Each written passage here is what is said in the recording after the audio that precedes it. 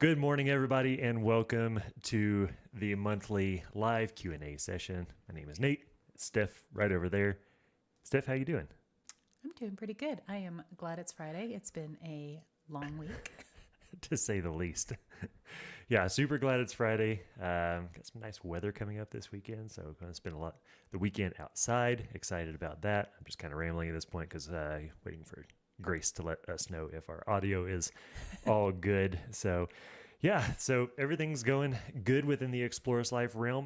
Last month I shared the fun fact that we crossed over 500 5-star reviews on Oh, yeah, Google. yeah, Do you yeah. have anything fun to share from Explorers Life? Yeah, I do actually. Our installation manager, Morgan, let me know that we only have 3 installation spots left for the rest of the year.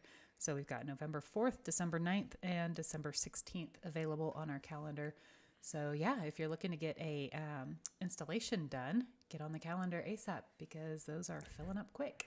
Filling up quick. That's exciting. Yeah, 3 left. And then also we were talking the other day, just for everybody on the live stream, this will go sort of it's just going to go fully public on all our social media stuff later. But we're going to do an installations promo for next year, where we're just basically going to allow you guys to lock in prices. So if you're not quite ready to get your system installed, but you want to do that next year and lock in your prices, equipment prices they're just constantly going up. Price of copper is always going up. So we're going to basically let you lock in your equipment prices and copper prices this year. And then we'll just set that stuff aside for you. And then you can, get that stuff installed next year and not have to pay that extra, whatever the economy ends up doing. So it's not like a promo, like it's not like a discount necessarily, but if you waited until next year, it would seem like a discount. Indeed. Okay, we got word from Grace that our audio is good. So I'm Nate. This is Steph. On the in the chat, we've got Grace, our marketing, or our content manager. There's the word. Content was the word I was looking for. She's going to be sharing all kinds of videos and links to relevant blog posts and stuff like that as we sort of are calling them out in attempts to try to get to as many questions as we can today. We've also got Morgan, our installations manager. If you want installations done, reach out to her, but otherwise she's going to sort of be fielding all the questions and sending them over to Steph, and so Steph can ask them to me. We've also got Nicholas in the chat. He can answer some of the technical questions if he can answer in just a couple of sentences and sort of try to get this process moving along a little bit faster. And then Ira is also in the chat, and he can also do the same thing. He is our lead installer out in Oregon as well. Chad is off work today, so he is not joining us. Probably here in spirit, though. Anything else before we get started? 5 minutes in, let's get rolling. Let's go. Cool. Let's just jump right into the questions. The first question is actually from the YouTube community that we posted yesterday or earlier this week. I don't know. The question from Chipper7711 is, in your first fan, your solar array was mounted above the fan, AC unit, etc. Aside from aesthetics, are there any downsides of that? Yeah, so first van, all the solar panels were like elevated nearly a foot up above the van. So the MaxxAir fan was up underneath the solar panels, and it created a massive amount of side wind. Like when you're driving and you sort of had a crosswind. Wow, it just really grabbed that. Oh yeah, don't drive that thing on I-80. I mean, not that you want to drive on I-80 period, but Yeah. I mean, that was definitely like the worst part of it. It was just like so tall, and it just really caught the wind. Headwinds, crosswinds, tailwinds were fine. That wasn't an issue. that was the main problem that we sort of had with it. So yeah. Cool. Matt Cross asked, I'm charging my Epoch 460 amp hour battery off grid in the Yukon. My Multiplus 3000 is not taking more than 10 amps from a 30 amp generator. The input is set to 30 amps currently. Currently accent wide input input frequency range is selected, should I also enable weak AC input? I'm sorry, I really butchered that question. No, that's okay. Those settings are kind of hard to like read off. So actually, if you'll go to, I'm going to share my screen real quick. If you'll go to the Explorers Life blog, resources, all blog posts. So recently, I've published a programming guide. So it's right here. And this is very recent. Yes, this is yesterday, 2 days ago. Yeah. So Grace, if you can find that and drop that into the chat, it's just under the Explorers Live blog resources, and currently it's under all blog posts, but it'll also show up under electrical component programming. If you'll just go in there, and I've got a section on multiplus programming that should work for the Epoch batteries. Recently I've sort of gone through more battery manufacturers and sort of double checked to see which ones work for different purposes. And although they haven't given us the green light necessarily, like I haven't reached out to them yet, but based on what I know about this stuff, it should work. So check that out. That should help. If not, and we've sold you your multiplus, reach out and we can assist a little bit further. Random side note, I just want to take like a poll. How many of you pronounce that epoch versus epic? We were recently told that it was pronounced epic, and we thought that might be right. E-P-O-C-H. E-P-O-C-H, which is a word that is pronounced epic. However, Epoch in their own ads pronounces it epoch. So, just curious. We've been going back and forth internally as a team, debating on whether we should pronounce it epic or epoch. I've always pronounced it epoch because that's what I don't know. That's what it looks like. That's what it looks like. But that's yeah, what a CH sounds. Yeah, but the word itself is pronounced epic. But it's just when I saw the ad and it said epoch in it, I was like, oh, okay, well they're pronouncing it epoch, but I don't know. Anyway. Okay. Let's see. Moving on to the next question. Dennis asked, what brand 50 amps surge guard do you recommend? Progressive Dynamics is a good one. I think it's which is fortunate because it's sort of the most basic one and the cheapest one. Progressive Dynamics, Progressive Industries. It's Progressive something or another. They're like $100 or so, like $130. Those seem like the ones that sort of like mess with the multiplus the least. The Hughes surge protector, it's got like a dog on the front of it, like a bulldog surge protector or something. That one tends to throw false positives with the multiplus. I think just that's probably due to the neutral to ground bond relay inside of the multiplus. So the Progressive Industries or Progressive Dynamics or whatever that is, that's the one that we sort of I like the ones that you can plug into the power pedestal, not the hardwired ones, because if they give you issues, you can just unplug them. So that's sort of based on years of experience. Yeah. Awesome. Well, that actually answered the very next question too. So Martin, I think that's the answer to the question of would a 50 amp built-in surge guard cause any issues? It could. Yeah, I've seen it. I've seen it cause issues. Yeah. Cool. Noah asked, when you use a Lynx Smart BMS, do you also add a Blue Sea main battery on-off switch, or do you just use the switch built into the BMS?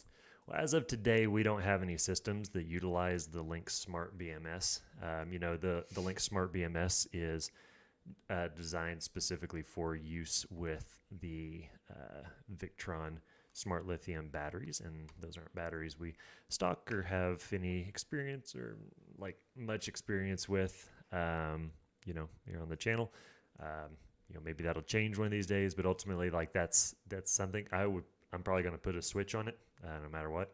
But so we don't have that much dealings with that particular device, and so we can't really speak on it too much at this point in time. Yeah. Cool. Brent asked, when will the next chapter in the Academy be released? I am loving it. Let's see, the Academy inside of academy.explorers.life. let's see, we are through chapter 4, I believe. Yep. I think. We are. And the next chapter, we'll start releasing it probably in November. So we are, everything that you're seeing inside of the paid academy, so academy.explorers.life, I haven't started scripting the next chapter just yet. That's actually on the schedule for me to do next week, to be released in November, probably. And yeah, that one's going to be, I think it's over fusing, right? Maybe. I am not the person to ask on that. I don't know. I think Grace can give us a heads up Yeah. or a thumbs up in the chat. Yeah, I think the next chapter. I just show up to the filming. I don't know. The next chapter is over fusing. I think it's gonna be like 6 episodes long or so. But yeah, here on the YouTube channel, this chapter is extending all the way into December. So you'll get a little bit of a teaser if you're inside of academy.explorers.life. Shameless plug. Okay. On your Ford Transit, you installed an external solar port so you could plug in extra solar panels. I think it went to a separate Victron charge controller. Is that correct? Yep, that's totally correct. You know, we needed the option to put as many or as few solar panels plugged into this side of the van that we could lay them out on the ground, and that required a separate charge controller. Mixing and matching solar panels like rarely works, and you have to do a ton of math to like figure out if it works and install, sending the same the same solar panels to their own charge controller is sort of the answer there. Yep. And Ira just popped that video on that tutorial into the chat. Perfect. And I am putting in the link to that plug as well. Yes. That ground deploy plug. Excuse me. Cool. Sandy the Schoolie asked, even though 2 different brands of solar charge controllers can't communicate, can you still run them to a Lynx distributor from 2 different strings? Well, if they're Victron charge controllers, they can communicate. They can communicate via the VE Smart Network. They specifically said 2 different brands. Oh, 2 different brands. Yeah. Yeah, they can both go to the same Lynx distributor. That shouldn't be a problem. There's really no other way to do that. If they'll charge simultaneously, it's kind of up in the air. It's kind of not really a way to like guarantee that they will or won't, coordinate their charging efforts. Sometimes they will, sometimes they won't.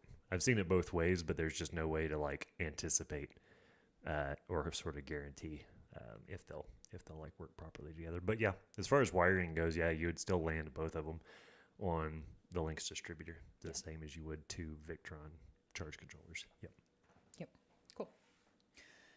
Spencer asked, we have 2 MPPTs that are showing 0 watts output and 13 volts on Victron Connect.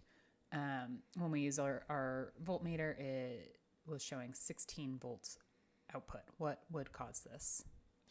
Output. The charge controller is showing 16 amps, 16 volts. Says 16 volts. Yep. If you got 16 volts coming out of the charge controller and it's a 12-volt battery bank, you got something going on. It's got something wrong. It could be in the programming. You could have it set to be charging at 16 volts. It could be equalizing. If you've got lithium batteries, you don't want that. You want to turn that setting off. If you've got 13 volts on the input side, I'm not sure if that's what is being asked here. But if your input voltage matches your battery bank voltage, that means you've got a loose connection somewhere between your solar panels and your charge controller. That could be a loose connection at a PV connector. That could be a loose connection at the solar isolator. That could, anywhere in between. So that's basically the sign and symptom of a loose connection in the solar array is whenever you turn your solar isolator to on and your voltage goes from 20 plus volts down to 13 volts to match the battery bank voltage. That's the sign and symptom that has, in my experience, been the case in nearly 100% of the time. So and if that's sort of didn't really answer the question and you purchased that charge controller from us, reach out at shop.explorers.life/support and we can take a little better look at that. Yeah, great. What are you using to sync and update your transit's location with Victron VRM website? I don't use that functionality. You can use what is it, the GSM? I don't know. It's like Victron GSM or something like that. It's a cellular, basically like a cellular source that you can use to transmit that data via the cellular network to VR. I don't have that. I don't have that functionality. That's not important to me. I know where my van is. I hope so. Yeah, but that's if that was important to you, that's what you would want to do. That or I think if I were doing it and if we had room for a Starlink satellite mounted up on the roof rack, just have Starlink activated on the van at all times, and then just have the Serbo GX connected to the Starlink modem. So that's probably you do the job with one device, because then you can just use Starlink like for your computers and stuff like that too. For your Wi-Fi anyway. Yeah. Okay, I am thinking of getting an e-transit. Would you recommend a setup for 3 kilowatt panels set up so I can charge it remotely? An e-transit, and you're trying to recharge it with 3,000 watts of panels. Now these are probably not panels mounted on the roof. So that's going to be interesting. So I don't know a whole lot about the e-transit specifically, but I would imagine it's a lot like any other, EV, where, it's going to take 240 volt charging capabilities. And so like realistically, you're probably looking at an actual true off-grid system. So, something that, if you go to our shop and go to shop and then go to electrical systems and then go to build your own electrical kit and then down to off-grid cabin, this particular system that we've got on our store, once it loads, it's got dual, it's Victron Quattro 5 kVA. Yeah. So it's got 10 kVA of inverting capacity on it. In a 48 volt system. Now, this probably I'm not really sure of the context of if this is being installed actually on the van roof or inside, but this is a really large system in physical footprint. Yeah. So this probably wouldn't make sense to actually install inside of the van. So this would be something you would install at your house or your garage or whatever the case is. Yeah. And then charge from that. I think you're going to have a hard time recharging an EV from onboard equipment. The only time that we've ever helped with that is we had a customer who they were towing a Airstream that they wanted to have a battery bank that they could sort of just recharge their Rivian truck, basically to recharge it from the campground pedestal. Mm-hmm. So it was kind of a specific thing, but basically they installed that. So we didn't install it. They installed that system in their Airstream, and then they were able to use that to recharge the Rivian.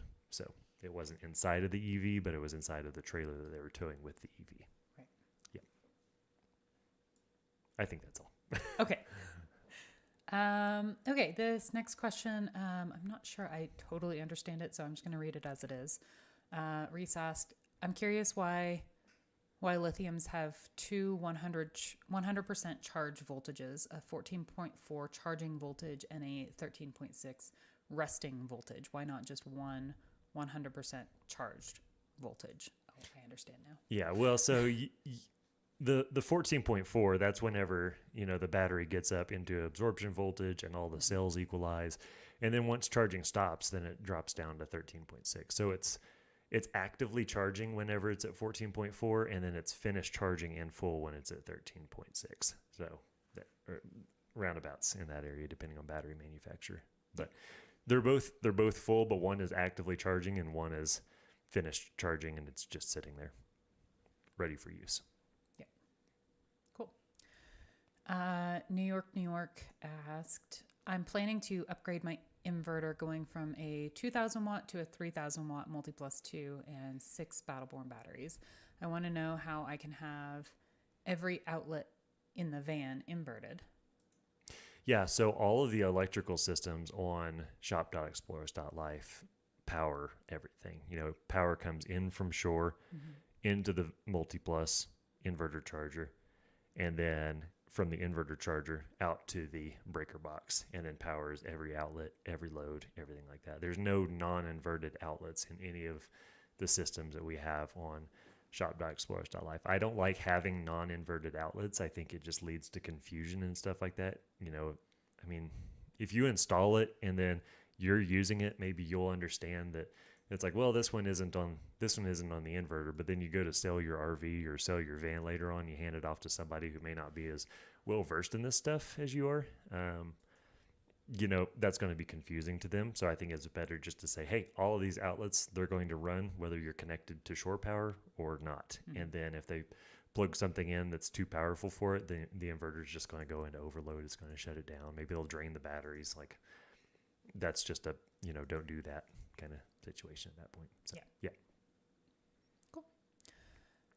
Pat said, I want to pre-wire for a Dometic 12 volt AC unit for later install. What wire size would I run? For the Dometic 12 volt DC, Nomadic air conditioner is going to be like the same.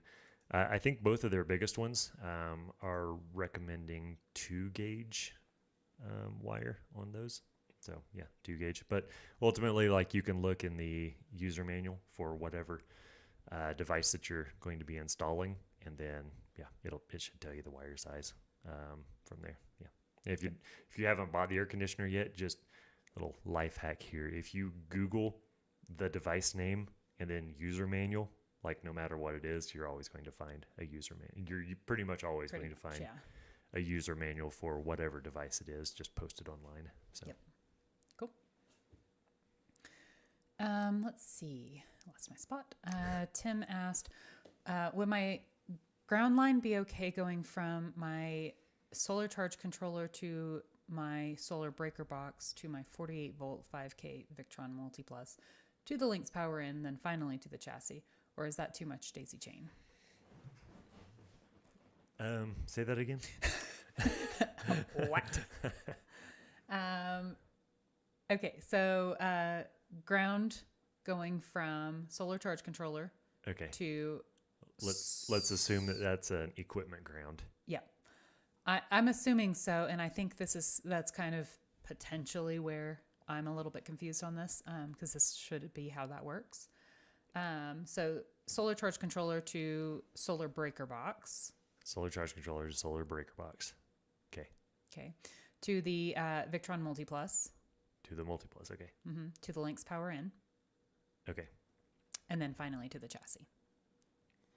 So, there's 2 different things going on here, I think. Yeah. So I think there's negatives, there's DC negatives, and then there's equipment grounds.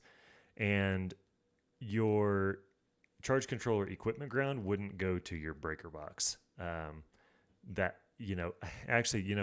think the best thing to do would be to look at the diagrams that we have available for full systems, because they show where the equipment grounds go. And in most cases, they just go from every piece of equipment. So from the charge controller to the Lynx distributor, from the Multiplus to the Lynx distributor. And then the Lynx distributor has a chassis ground on it. Mm-hmm. The DC negatives, they also go from the equipment to there. There's one diagram in particular, or one or maybe a couple of diagrams in particular, where I have the charge controller equipment ground going from the charge controller to the Multiplus, then the Multiplus to the Lynx distributor. And that's fine, because you're going from smaller wire to bigger wire. As long as that equipment ground sort of has the current carrying capacity to, handle a equipment ground fault, then that's fine. So I think when in doubt, consult the diagram that you're installing. And if, what you're following in the diagram isn't feasible from an actual like connecting all the wires standpoint, like a physical installation, and you've purchased your stuff from us, reach out at shop.exploris.life/support, and we'll take a look at it and give you a little more personalized guidance.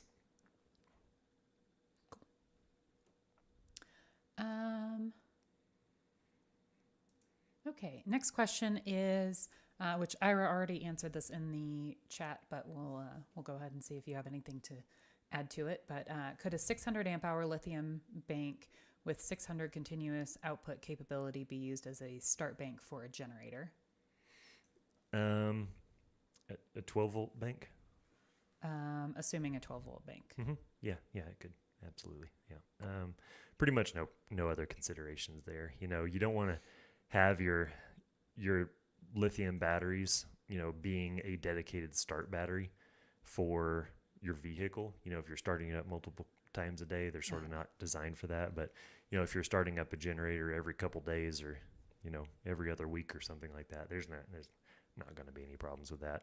That's one of those things that's like, we had that conversation with Battleborn back in the day, 2017 or something like that. And that's pretty much what they told us. They're like, we can't recommend that our batteries are used as starting batteries, but if you're just starting a generator occasionally, like that's not a big deal. Yeah. It's not any more of a load than really much of anything else. Yeah, basically exactly what Ira said. So yeah, perfect. Good. Glad we're on the same page. Yes, that's always a good thing. Okay, Marlon asks, I purchased a 30 amp full setup for my towable from you. A+ service, by the way. Thank you. Thanks for that. And need to store it for 2 months. Should I leave the Multi+ on or shut down everything? And what do I do with the batteries? So every battery manufacturer has a specific like storage guideline. So Battleborn, they say that you don't need to uninstall them unless temperatures are getting real cold, like -20 or something along those lines. And that's just because the plastic, the ABS plastic of the cases can start to get brittle and crack if it gets way too cold. But as far as equipment goes, and for only 2 months, like realistically, probably just turn everything off, turn all your lights and your fans and everything like that, the same as you would like when you were leaving your house. And probably turn the Multi+ off. It doesn't need to be on. Leave your solar on. So whenever you get back to your camper, it's nice and fully charged up again, given you're parking it outside. There's really no reason to turn off the master battery switch. And, just keep that on, keep the solar on. Everything will be charged up nice and neat, and you'll still have your state of charge on your battery monitor when you get back. So that's probably, unless it gets super, super cold, that's what I would be recommending. Cool.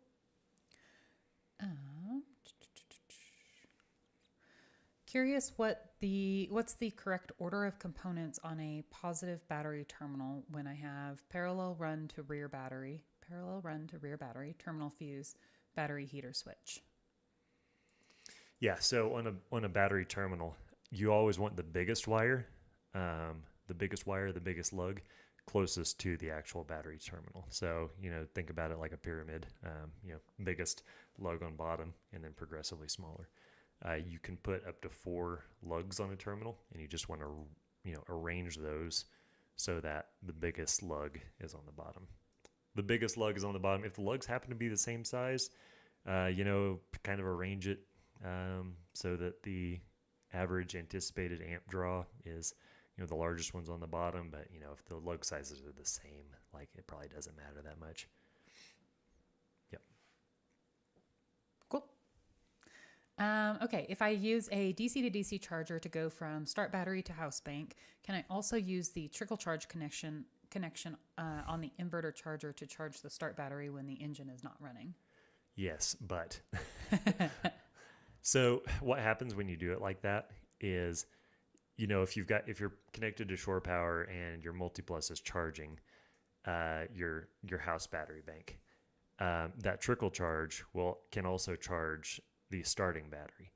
Now, whenever the starting battery is being actively charged, that means that the voltage of the starting battery is likely going to be higher, or is going to be high enough that the DC to DC charger will think that the engine is on.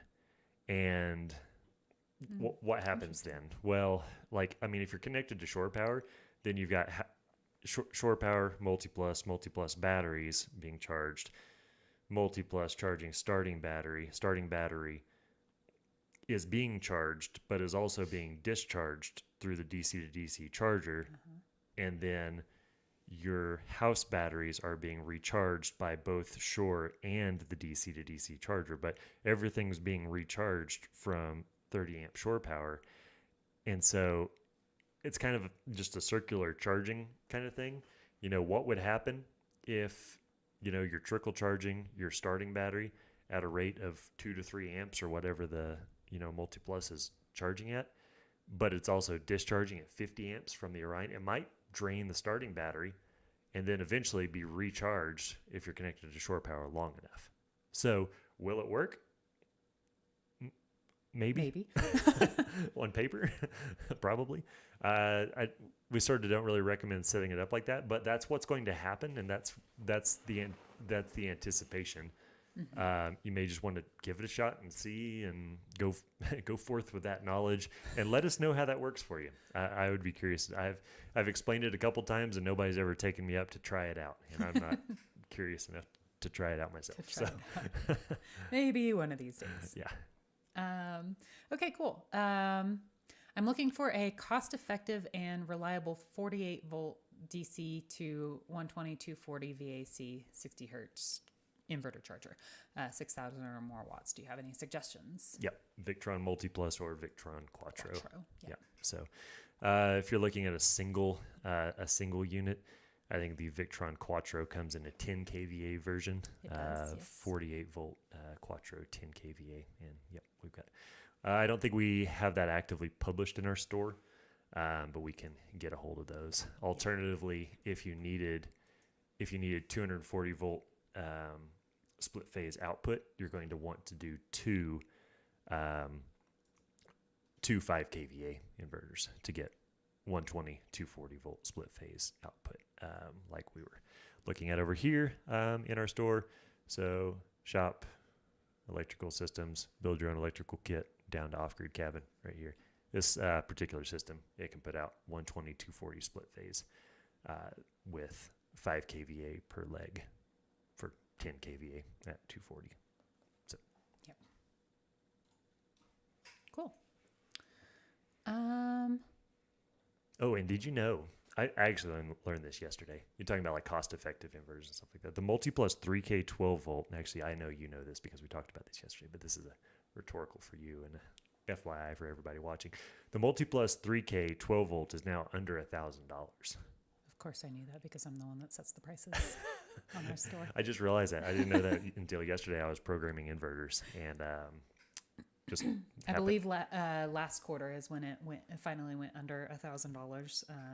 Victron usually updates their pricing models once a quarter. Yeah, so that's like super cool. Like, I don't know, it was always this thing where it was like all these other like lesser quality inverters were always under $1,000 for the 3,000 watt inverter charger, and Victron was always over. And now, they're Multiplus 3K 12 volts under $1,000, which is cool. Yeah. Okay. Great. Well, on that note on pricing, just a quick FYI plug here.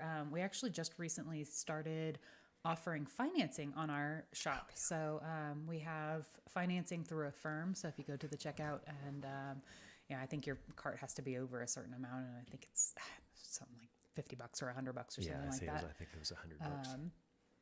There's a PayPal Pay Later, and then there's also a firm financing. So we've been asked that quite a bit over the years about financing, and it was just not something that we had an easy capability to do. And luckily, a firm is actually quite easy to implement, so we got that set up. Yes. So. And there's more. Wait. Now that we're 30 minutes in, I can give another ad without kicking it to an actual ad break. So the Explorers Life blog is now ad free. I think it was last Friday. I officially turned off ads on the blog.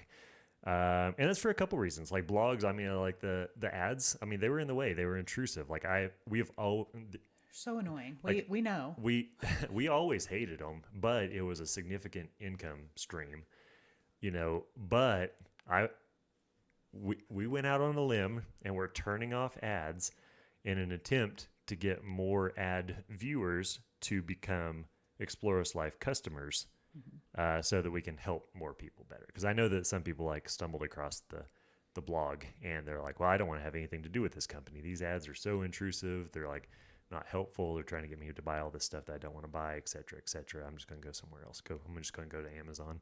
So, or another issue we were having, ran into this a lot in our tech support inbox, is people would be on our blog and click on a competitor's ad, go buy from that competitor, and then come back to us and say, well, wait a minute, I think I was on your shop or I think I was on your site when I bought this, so did I not buy it from you? And so that was an interesting thing, that we were advertising for our competitors. So yeah, a little misleading, unintentionally misleading, but yeah, I think the blog is much more user friendly now with the ads gone. I put a couple different blog posts up over the last couple days, under the blog. So let's see, shop resources, all blog posts. I think the couple of them that I'm pretty proud of recently is a troubleshooting guide for Multiplus Quattros, Orion TR and Orion XS troubleshooting guide, as well as a programming guide.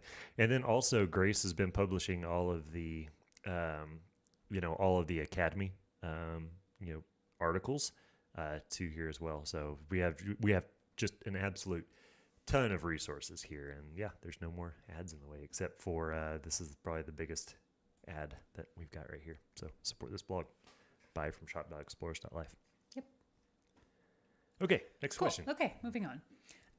Okay, the Roadless Traveler said, thanks for the Orion XS 12-1250 non-isolated I bought from you all earlier this summer to replace my 12-1230, Orion 12-1230 isolated. Is it possible to wire both models together in parallel? This is actually a question that we get a lot. Yeah, this is pretty common. Yeah, I mean, you can give it a shot, but the chances of them sort of fighting against each other is pretty high. One may charge, and I anticipate that the 50 amp Orion is probably going to charge, and then the 30 amp Orion is going to see that there is an external charger that somewhere that is charging, and it might not charge. You can always try it. It's not going to damage anything.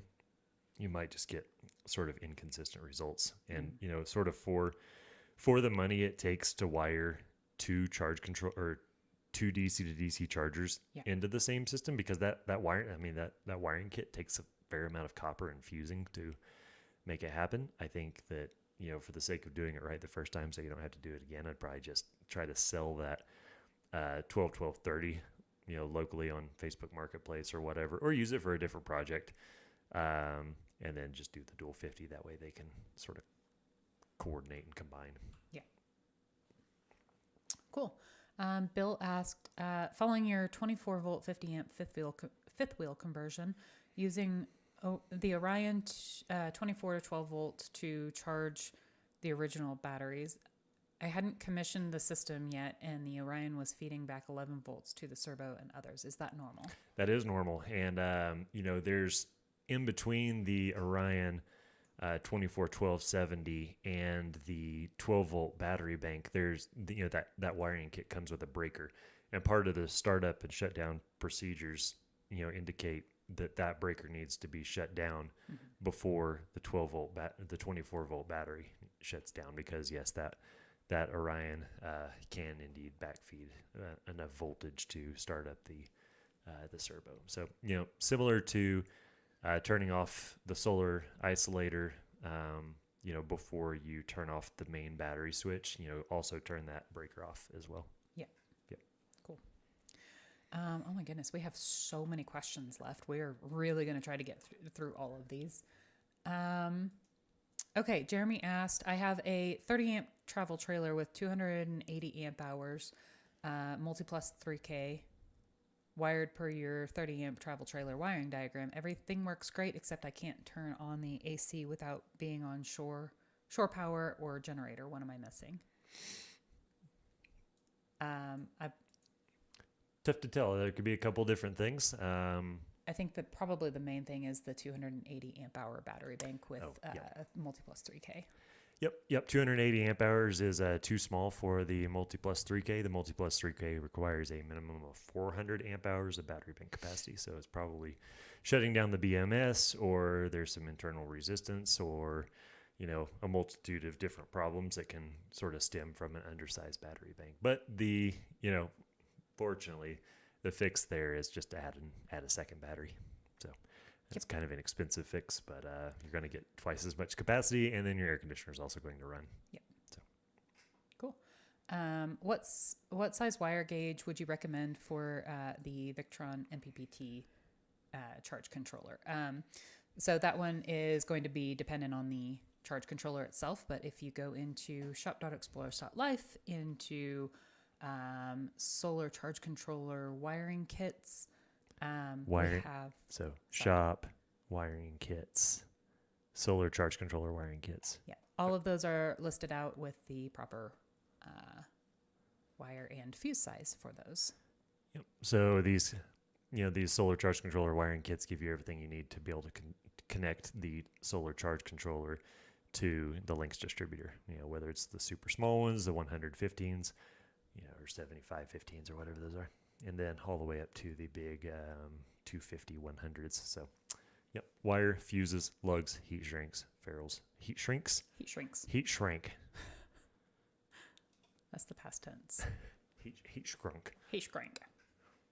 Okay, moving on. Okay.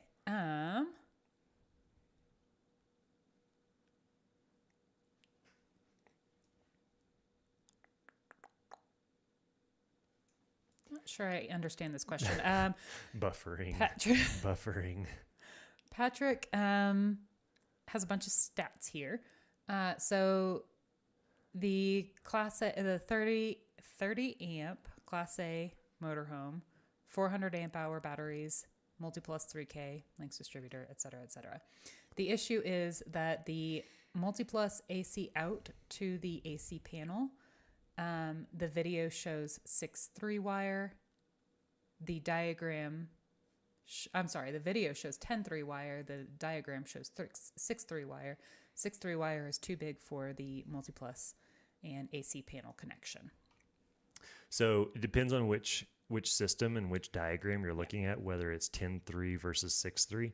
All of our OEM RV retrofit guides and kits are going to, for 30 amp shore power, are going to indicate 10 gauge wire, and all of our wiring kits are going to include 10 gauge wire for that splice. Now, all of our camper van kits, schoolie kits, expedition truck kits, all those are going to indicate 6 gauge wire for a 30 amp shore power connection, because we're going to take, because there is no pre-existing breaker box. We're able to put a breaker box capable of handling 50 amps into those, whereas on a 30 amp RV, in order to accommodate for that, you have to take out the pre-existing breaker box and entirely install a brand new breaker box. And we kind of polled the audience back whenever we started making these kits, and everybody was like, we're just gonna leave the breaker box in there. I was like, okay, perfect, that works for us. That's probably easier. That's what I would do. And so that's why those two different wire sizes are indicated in those various kits in different wiring diagrams. Yep. And I just looked up your order, and for the wiring diagram that you have, that is indeed for a camper van, not for an OEM RV. So if you just want to grab the correct diagram there, it'll match the video. Okay. Copart 5 says, I have the Explore Lite. I'm looking at a 12 volt undermount AC unit, but I'm afraid the power consumption of 1100 watts at 100% running power or 750 watts at the lowest is too much consumption. What do I need to upgrade?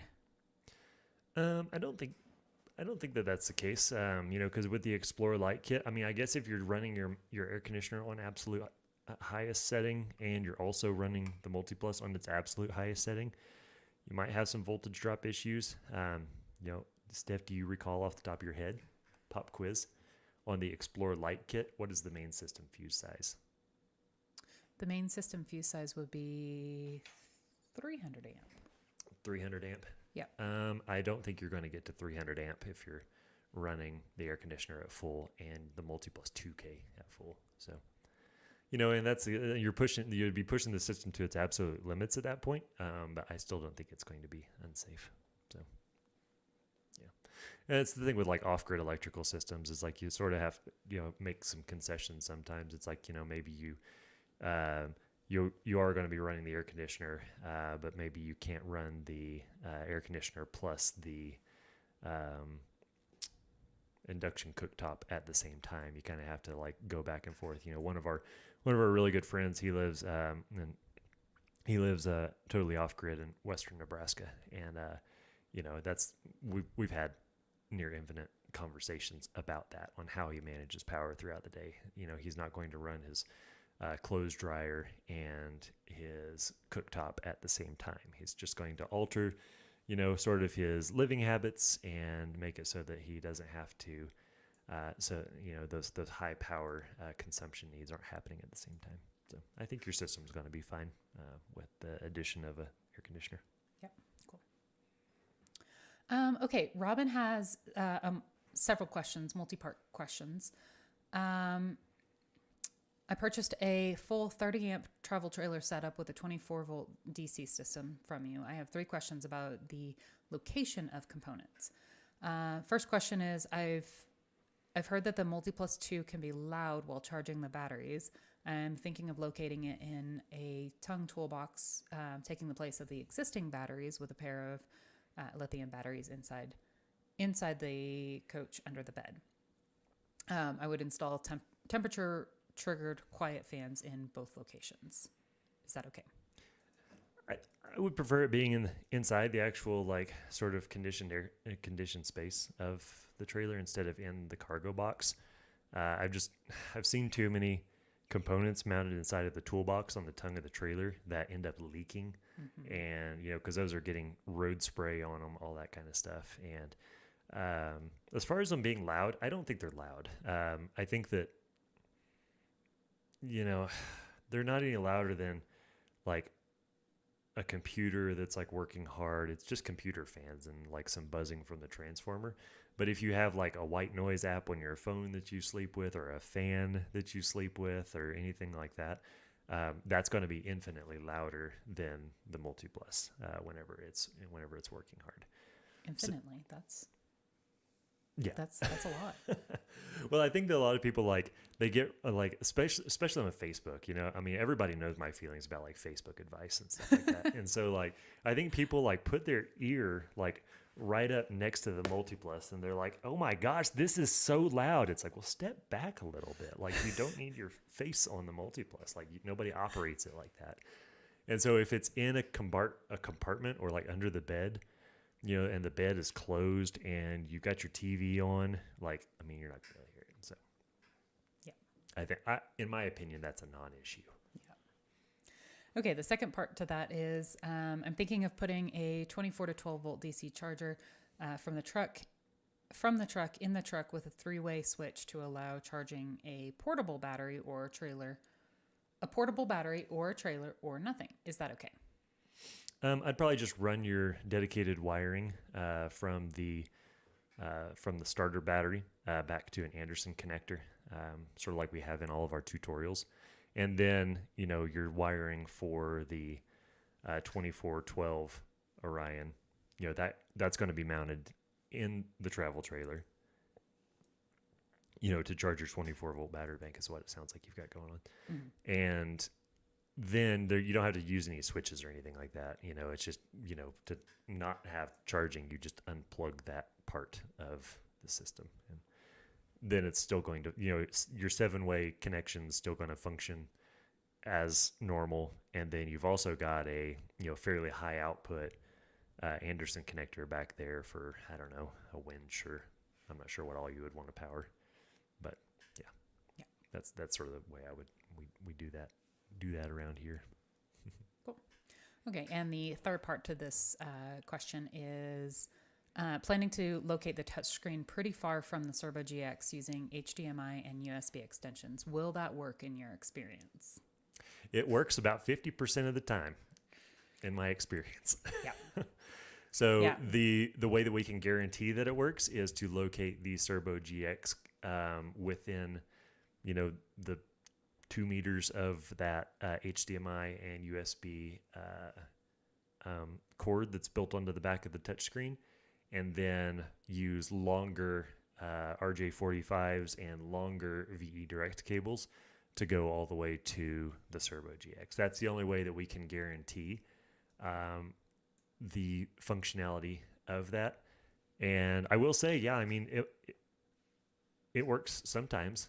It works like 50% of the time, I would say. But yeah, if you end up having issues, if you decide to chance it and try it and end up having issues, that's the first thing to check. Yeah. Yeah, and you're going to want to relocate that. And, I'm probably just going to do it right the first time. That way I don't have those problems going forward. Yeah. So. How do you incorporate both a Lynx Shunt 1000 that's attached to the Lynx distributor and a Smart Shunt? Where would the Smart Shunt be located in the system? Well, they sort of do the same thing. So that would be like redundant. And I would probably Yeah, I guess I would ask, why would you want to do that? Yeah.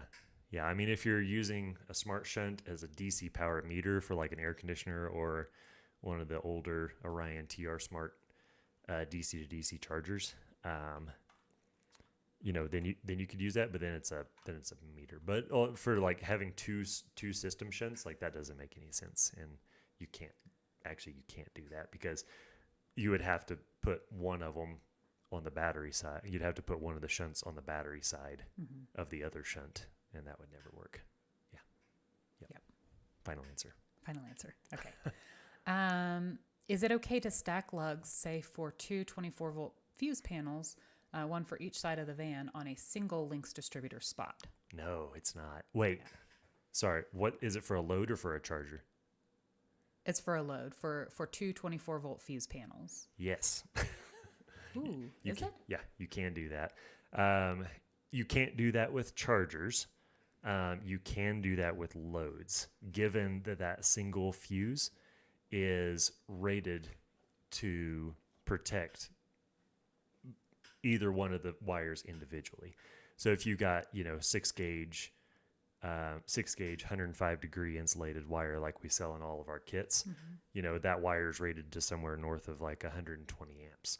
And so if you have 2 of those coming off of one fuse, but your fuse is 100 amps, then there's no way that there would be a dangerous situation there. And that would be the same as going from that electrically. That's going to be the same as going from the fuse to one 12-volt fuse block, and then from that 12-volt fuse block to another 12-volt fuse block. Now, you can't do it with chargers because if that fuse blew, then you would have one charger connected to another charger, and there might be a short circuit situation on one of the wires or an internal fault of the device, and then both chargers are going to be feeding into that fault with no fusing in place, and there's no way to protect against that. So with loads, yes, you can do that. With chargers, no, you can't do that. But what you're going to run into is those lugs probably aren't going to stack nicely. There's just not enough room inside of the Lynx distributor to make that happen in a clean fashion. So electrically, yes. Physically, probably not. Yeah. Okay, we have 5 minutes left and a lot of questions. Would you be interested in going a little bit longer today? Yep, we can go a little bit longer today. I'm going to take we're gonna at 1 hour after the next question. I'm going to set it on a be right back, and I have to take a 2-minute break. Okay. I'm hydrated this morning. Okay, so next question is Pat wants to know, when would I want to set my Multiplus to on versus charge only? I always set it to on. There's really no situation that I've sort of logically came to where I have it on just charger only. That's not a feature that I find particularly useful.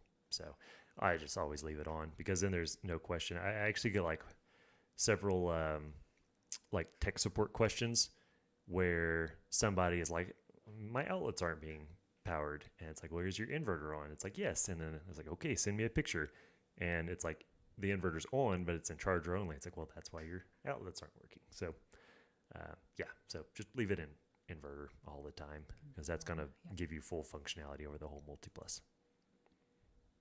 Was that the whole question? That was the whole question. Okay, we are going to take a 2-minute break and we will be right back. If you have any questions, I guess since Steph is allowing us to go overtime a little bit today, go ahead and drop them and we will do our best to get to all of them.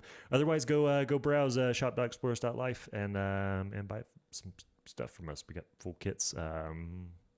Okay, we'll be right back.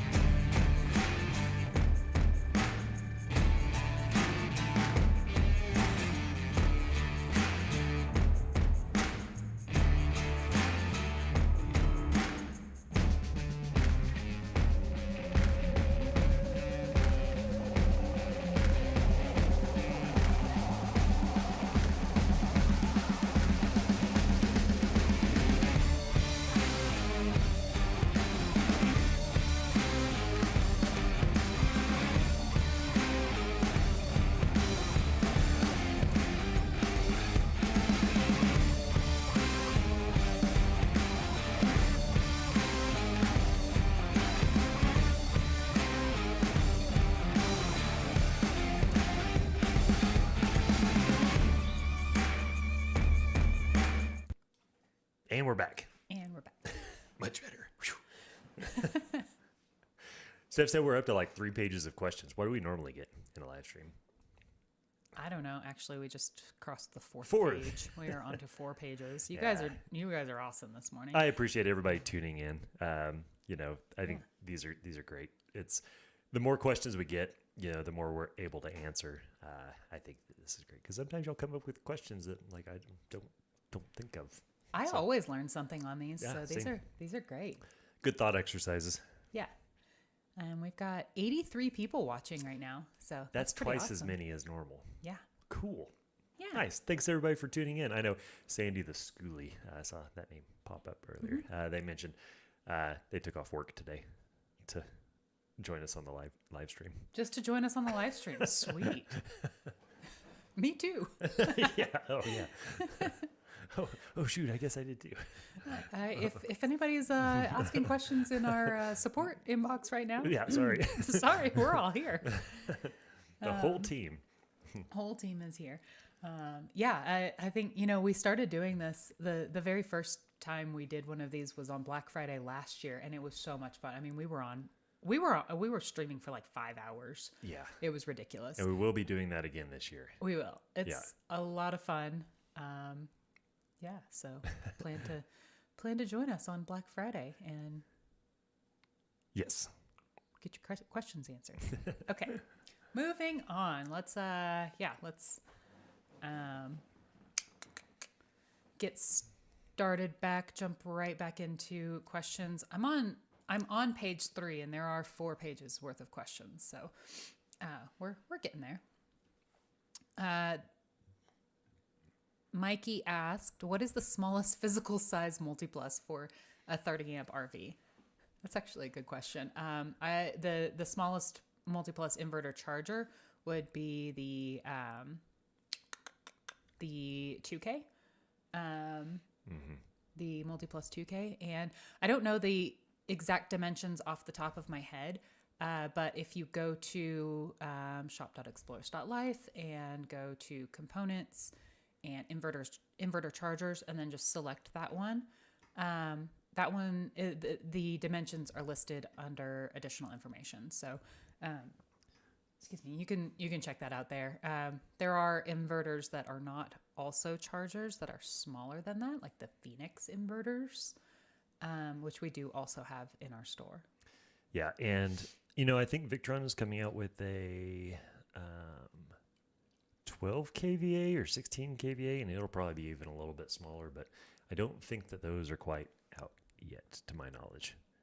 Do you know? You mean a 1.6 kVA? I do, yes. Yeah. No, I was going to say that. I'm pretty sure that's going 16, to be larger. Yeah, 16. Yeah, math is hard, 1.6 kVA. But yeah, if you go to our website, and then find whatever product you like, and then you come down to. Is it in the description or the additional information? Additional information. So that's the actual like physical size, not the shipping. Yeah, that's not the shipping dimension. The shipping dimension. Yeah. So actual size is right there. So that's going to be your most, compact one. It's most common for the smallest systems. Because with the size of the inverter too, this one can be powered via like a single, like 270 amp hour battery, and that's when you only have one battery to deal with, that sort of also saves space as well. When is the Orion XS 1224 coming out? 24 volt. I don't know. Rumors of the end of this year, but I've the sole reason that we installed the 24 volt system in the Transit, whenever that was 2 or 3 years ago, was sort of kind of on the promise that the new Orion 50 amp DC to DC charger in a 24 volt version where it was going to be available. So it's supposed to be at the end of this year, but it was also supposed to be at the end of 3 years ago. At the end of 3 years ago. So do with that information what you will. Yeah. Last month I asked a question about connecting house batteries and starting batteries to the solar, and your answer was no. How about just for winter and only winter storage? If you're doing, okay, I think I understand. So like a solar battery tender kind of thing for the starting battery. Yeah. It's probably fine. I don't have any experience doing that, so I can't say specifically, but I don't really see any problems with that necessarily. Maybe if you do that and you have a DC to DC charger in the system, maybe pull that little green remote plug or remote pin in the bottom of the DC to DC charger or turn it off, because otherwise the DC to DC charger is going to think that your engine is running, and it's going to be trying to charge the house battery from the starter battery. Yeah. And if your solar can't keep up with the DC to DC charging, then it might drain that battery. But if the house battery is full, it might not be trying to charge. So I think that would be the solution. If you want to do solar on both, that's fine, but just pull the DC or turn the DC to DC charger off. Yeah. Cool. I think. Final answer, I think. Okay, Jerry asked, I'm switching from 24 volt to 48 volt solar for my 30-foot travel trailer. I have a Victron 48 volt to 12 volt reducer, but the output amps seem low. Any suggestions, and can I put two of these together? A reducer? Reducer. 48 volt to 12 volt reducer to go from a 24 volt to a 48 volt. Oh, I'm switching from a 24 volt to a 48 volt solar. There really shouldn't be like reducers or converters or anything. You should probably just, if you're designing a 48 volt system, you should probably just have an appropriate size charge controller with an appropriately designed solar array instead of I would rather see you design it correctly from the start instead of adding additional parts and components in there that probably shouldn't be there. I think, for the long term, it's just better to start with a good design, which if you're doing a 48 volt system, that's going to dictate, having an appropriately wired solar array with an appropriately sized solar charge controllers, so you don't have to deal with converters or reducers or whatever else you've sort of got going on there. Yeah. Yeah. Cool. If I use a Victron Smart BMS 200 and connect the alternator to it, can I still leave my battery combiner in the current AGM setup in that circuit? I'm not sure about that specific product. I think it's like the Victron CL something or another. I have very little experience with that particular device. We use DC to DC chargers in all of our systems, and if that's the case, you can indeed, if instead you would like to use a DC to DC charger in your system, like we sort of teach on our channel and have in all of our kits, systems, designs, etc., you can leave your isolator in place, but you should make an option to disable it. We did this on, maybe Grace can drop a link to the video on it, but in a 30 amp motorhome last year, we made a video that included that. And basically you're wiring your DC to DC charging circuit around the battery combiner / isolator, and then wiring the ground of that isolator to a switch so that you can either enable or disable the combiner. Because otherwise, you're just going to have free-flowing power from the alternator trying to charge a lithium battery bank, given you're doing lithium batteries, and that could potentially damage the inverter or overheat the wires, depending on how it's all set up. So, yeah, that's the way I would do that. Cool. Marlon asks, can I install multiple 3K 12 volt DC PC fans? Sorry, there were a lot of DC to PC, PCB fans? PC fans to a servo to cool the cabinet that everything is in. Yes, you can. Yeah, this is pretty straightforward for the most part. The let's see, the relays, you can use the relays on the Servo GX to control the fans. You can use the relays on the Servo GX to control another relay that control all the fans. But yeah, I think we have a dedicated video about that. That if Grace can drop that, or if you YouTube search Exploris Life Servo GX fans, something along those lines, that video is going to pop up, and you can put. Most systems don't need more than 4 fans, and I think that's sort of what we did. I think that's what we did on. No, we didn't do that on Mom's RV, but that's what you do. Yeah.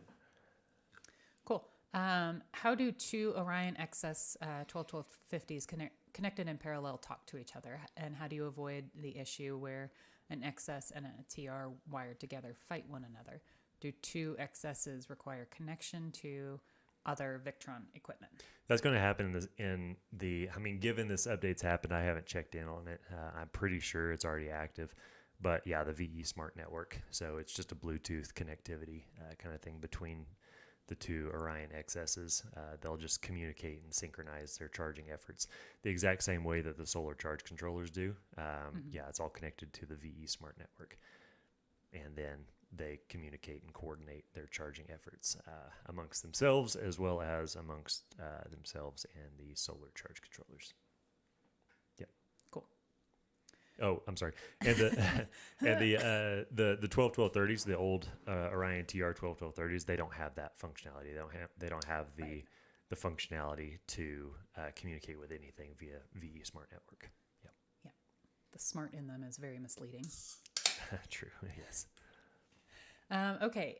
Charles asks, I plan to wire my Victron 50 amp battery-to-battery charger with 4-gauge wire. Do you have an octagonal ferrule crimping tool recommendation? Don't use ferrules with 4-gauge wire on that device. It doesn't. Yeah, they don't fit. They won't fit. Yeah. So you just want to put, our wiring kit includes 4-gauge wire, and it does not include ferrules, and that's why 4-gauge ferrules don't fit. The only way we found 6-gauge ferrules on the 4-gauge wire to fit, but it was nearly impossible to crimp, and I don't think it added any kind of value. So just go get our kit. It doesn't come with ferrules. Install the kit as designed. Yeah, that's basically the way that works.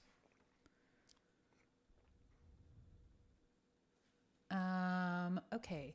Michael asks, is there a way to have both lead acid and lithium on the same battery bank system? Nope. Nope.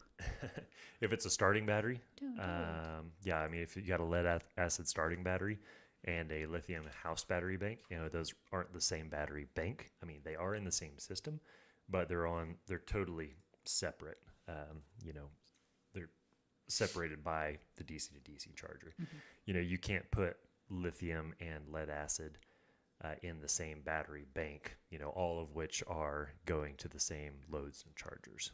So, yeah. Cool.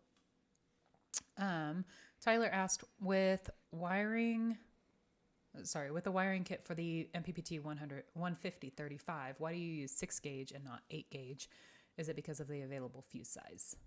It is because that is the biggest size that fits into that charge controller, and it will work in 100% of use cases. Mm-hmm. So in our solar charge controller wiring kits, we realistically just size that wire as big as will fit into the terminal, just because it's going to work in 100% of use cases. The way that we're designing these systems to be friendly to the DIYer, means that we have to anticipate that some of y'all are going to do some sketchy things.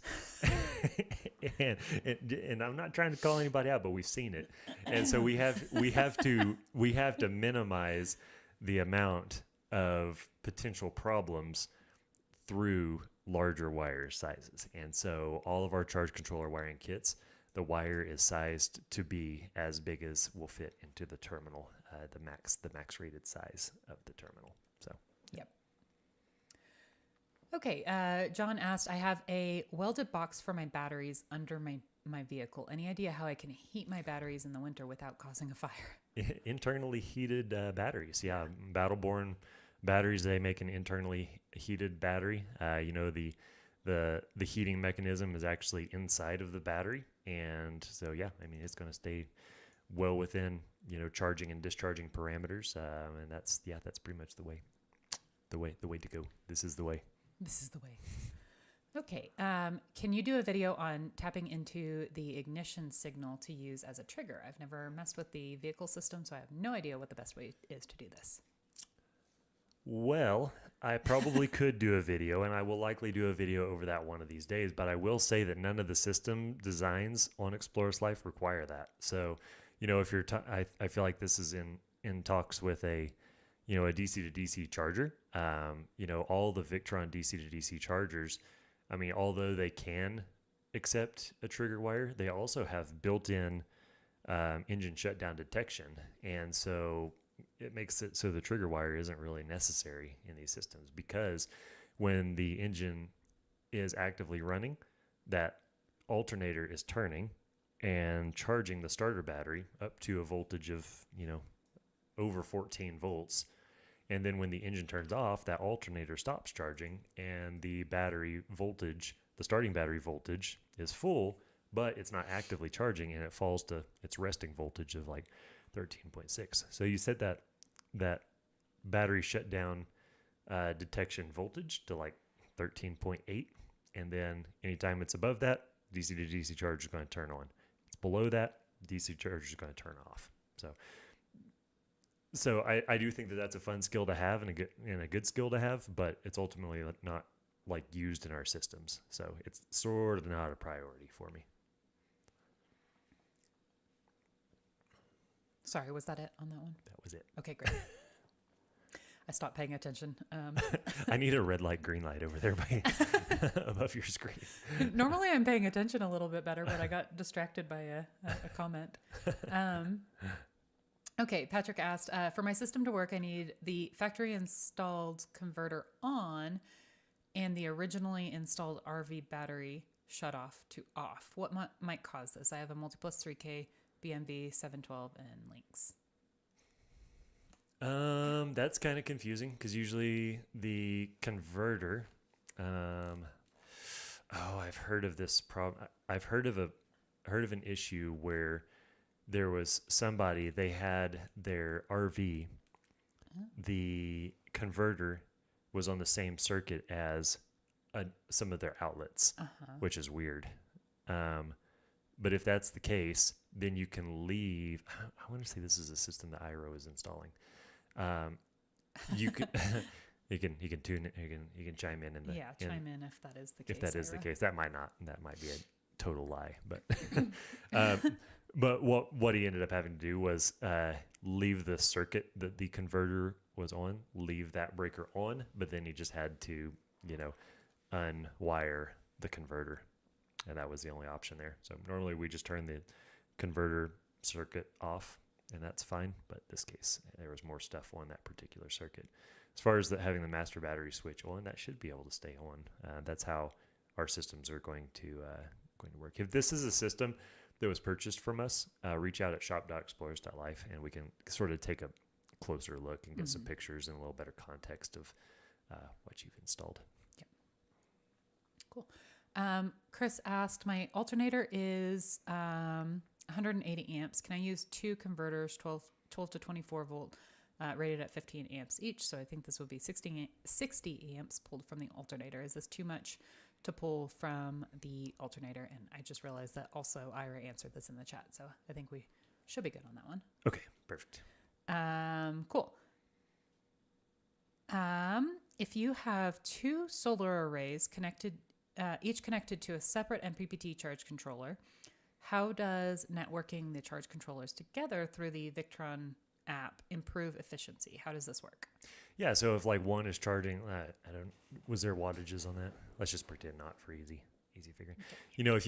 If you got two, 1,000 watt solar arrays, each connected to their own charge controller, and one array is charging at 700 watts, and the other one is also the other one's charging at 500 watts. Then those two are going to coordinate and combine their bulk times and their absorption voltage times and all that kind of stuff, and you're going to get, under a bulk charging situation, that's going to be 1,200 watts of solar. 1,200 watts of solar for bulk, and then they're going to simultaneously switch over into absorption whenever the batteries are getting nearly full, and then once they've started their absorption time countdown, all that's going to synchronize. So it's basically turning two charge controllers into one charge controller as far as the charging parameter algorithm works, so that the batteries are charged just the same as they would be with a single charge controller. Cool. Okay. Going back to the one that we were a little bit confused about before with the 48 volt. Yes. So it's not solar related. It's I'm using the Orion TR481230 isolated converter for my new 48 volt system. Can two be wired together to get 60 amps? Yes. Yeah, they can indeed be wired in parallel. That's sort of not how we do things. I'm just going to do one of them and then leave the 12 volt, the OEM 12 volt lead acid batteries in place, because two of those isolated converters might not be enough to run jacks. They might not be enough to run slides. They might not be enough to run your trailer brakes. There's all kinds of ifs going on there. So I would just do one, and I'd leave your 12 volt lead acid batteries in place so that your DC, your OEM 12 volt DC side of the system can just function as the trailer manufacturer designed. Yep. Cool. Okay. Jim asked, I keep getting high DC voltage alarms. Everything is tight. This only happens when the solar is on. Any ideas? Be curious what your solar charging parameters are, if they're just simply set too high. I think that if you go to screen share here, if you go over to the Explorer site blog, so explorers.life, and then go to resources, all blog posts, and then if you go to our programming guidebook right down here, that's going to have all of the programming information that you need, given you're using lithium batteries. So it'll have all the charging settings and stuff like that for 12 volt, 24 volt, 48 volt battery banks, so on and so forth. And then you can make sure that your settings are actually like appropriate for your batteries. But I would imagine that that's that. If you copy those and your system runs a little bit longer and you've purchased from shop.explorers.life, reach out at shop.explorers.life/support, fill out that order ticket, and we can look into it a little bit further. Cool. Okay. Sandy the schoolie asked, could you connect a DC to DC charger from a lithium battery to an AGM battery to power a separate circuit? That way I could expand my system's amp hours when I can afford it. I don't think so. I don't think I like that idea. There's a lot of stuff that you could sort of theoretically do on paper. But I think that that's sort of, I'm a big fan of just doing it right the first time so you don't have to do it twice. And I think that, omitting that and not spending money on an extra AGM battery and not spending money on a DC to DC charger, and instead just saving up for the extra battery capacity just right off the bat is probably going to be the best way, because then you sort of handicapped your the time frame of your upgrade due to spending money on things that you aren't really going to be able to keep using, on down the road. So that's kind of where I go with that. Yeah, cool.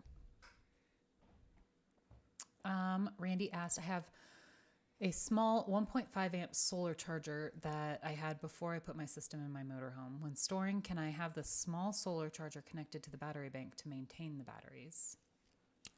I would say so. I don't see any problem with that. Yeah. I think that's those crazy small battery tender ones. That's sort of what they're for. They're for trickle charging, starter batteries or house batteries. But yeah, I wouldn't see any problem with that. Cool.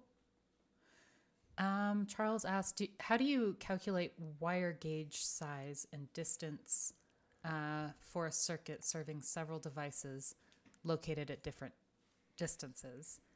Do you use the distance to the furthest device? Yeah, that's a good question. And that is what I do. Yeah, I just take the distance from the source to the furthest device, in linear feet, and then the total amperage of the entire circuit. I've played around with the idea of, it's like, well, by the time it gets all the way to the end, it's only powering one puck light, but at the start, it's powering 12 puck lights. And the math gets just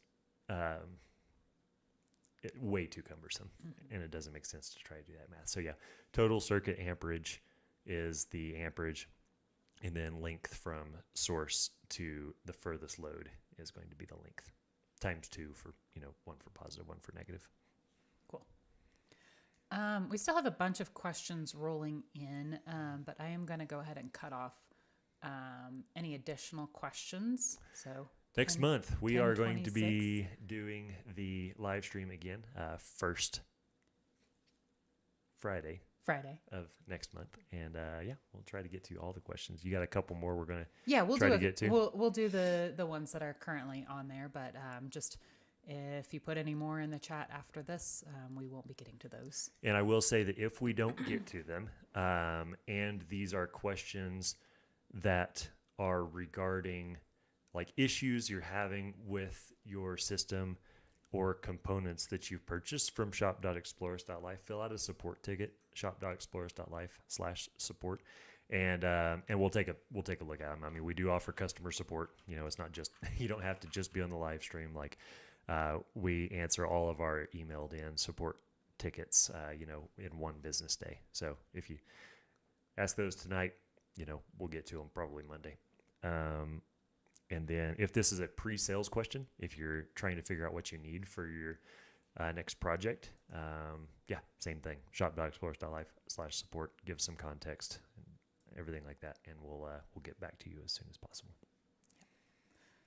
Cool. Well, we'll keep going on these. Perfect.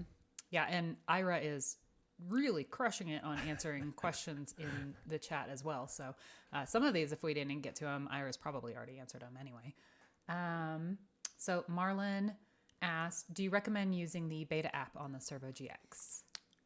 If you like playing around with and tinkering with things, then yeah, I think it's cool. The new, not sure about the beta on the app, but on the Servo GX touchscreen, the new GUI update, graphical user interface. It's pretty cool. But just understand that it's not finished, and so if you run into issues, you know, that's probably why. So yeah, if you don't like tinkering with stuff and like programming and stuff like that sort of makes you nervous, I wouldn't turn it on. Yeah. Cool. If I use a DC to DC charger to charge a lithium house bank from an alternator, how do you recommend keeping the start battery charged and topped off when the engine is off? Yeah, so the battery just does that like natively. You know, your alternator charges the starter battery, and then your starter battery, it stays charged. It shouldn't be discharging given you're driving it like, you know, occasionally. You know, same as with any other vehicle. You know, if your car sits in the driveway for 5 months, then yeah, I mean, the battery could go flat. But otherwise, you know, you drive it one day, you turn it off, you turn it back on the next day, it's going to turn on just fine. Given if your battery isn't staying charged, your battery's probably starting to go bad. Because remember that lead acid battery is only good for like 3 years, so that's a part you have to replace during regular maintenance. So yeah, I don't see any. I'm of the team. Although I love selling people parts, I'm of the team that you probably don't need to include all this additional stuff to keep your starter battery charged. Yeah. I just ordered the tow behind kit for the 30 amp with the Multi Plus. I have 3 Lifetime 230 amp hour batteries. Are they similar enough to use the Battleborn default programming? I have not verified that with Lifetime. That programming guide that I've mentioned a few times in this stream, you got to check out page. Clicky. I don't know what page that is. It's not showing a page. Check out the disclaimer on page 3. That should give you everything you need to know about that. Cool. Is there some way to hook up an EV charger to charge my battery bank? Not really. You know, if you're at your house, you know, I would just recommend just wire in an actual like 30 amp or 15 amp outlet instead of an EV. You know, EV chargers have communication protocols within them. And so it just introduces a whole bunch of like ifs, ands, and buts that, you know, it's just more complicated than it needs, more complicated and more expensive than it really needs to be. So, you know, at your house, if you want full charging, just go ahead and wire in just a standard 30 amp or 50 amp outlet like you'd have at a campground. Yep. Cool. I just opened Victron's VE Smart Networking Guide and noticed noticed that the introduction on page 1 specifically states Orion XS DC to DC battery charger does not support synchronized charging. Is that outdated information? I would have to look. I'd have to look on the firmware change log. But if you Google Victron Connect, Victron Connect change log on Google, you'll find a pretty boring document that you can look through and see what the change logs were. But yeah, I'll probably look at that after this live stream and see, because I'm curious now too. But cool. Let's see. I'm using a Sterling 12 volt to 48 volt DC to DC charger for alternator charging. How would this work with the two 150 35 MPPT chargers? Should solar charging be turned off when charging via alternator? You shouldn't have to turn it off. Worst case scenario, they're just going to sort of like fight, and then one's going to eventually take over. But there's no like harm or damage done. Just sort of observe your charging amperages and charging voltages, for your overall system through, hopefully you've got like a BMV 712 or something like that in the system, as well as, the Victron Connect app, and then whatever app or monitoring that Sterling has. I'm not really up to date on Sterling stuff. And then just sort of see what they're doing. So you should be able to sort of, just observe and make those judgments on if things are synchronizing or not. Yeah. Cool. Do you have a brand recommendation for 51.2 volt server rack batteries? I don't. Not really. A lot of batteries out there. There's 1,000 batteries out there, and we're not a battery review channel. Like, I think there's, I can go back and forth on that, but ultimately, like, I think everybody has to do. I recommend Battleborn batteries as of this point in time, and I think that, regardless of what I recommend, everybody else has their own preferences, and so I think everybody needs to do their own due diligence on what they prefer. I think we'll leave it at that. Yeah, perfect. I could go on and on about that. Yeah. When using your inverter splice kit, what's the correct color to color for the splice extension to Shore Power Romex? Well, black. I feel like this is I'm not sure if I'm answering this correctly, but black to black, white to white, and green to green. If you don't have green, then it's green to bare copper. Yeah. Green to bare copper. But yeah, other than that, black to black, white to white. If I'm understanding the question properly. That's how I understood it. Okay, perfect. Yeah. Yeah. Let's see. And the very last question. After I upgraded my phone, I'm not able to connect to the Smart Shunt via the Victron app anymore. Any suggestions? Womp womp. You may have to remove all of the devices from your phone's memory. If you Google the Victron Connect user manual, there's a whole chapter of troubleshooting the Victron Connect app. If you work through that whole chapter of troubleshooting, that pretty much fixes it, every single time. But usually involves just removing the device from your actual phone's whatever, like remembered devices or whatever it is. Cool. Yeah. Awesome. Well, again, thanks to the whole team. Ira and Nicholas, you guys really crushed it in the chat, helping us out answer these questions so that we could get through everybody's questions. And I think we actually did get through everybody's questions. So, wow. Yeah. Wow. That's awesome. So I think we all need to get back to non-live stream work.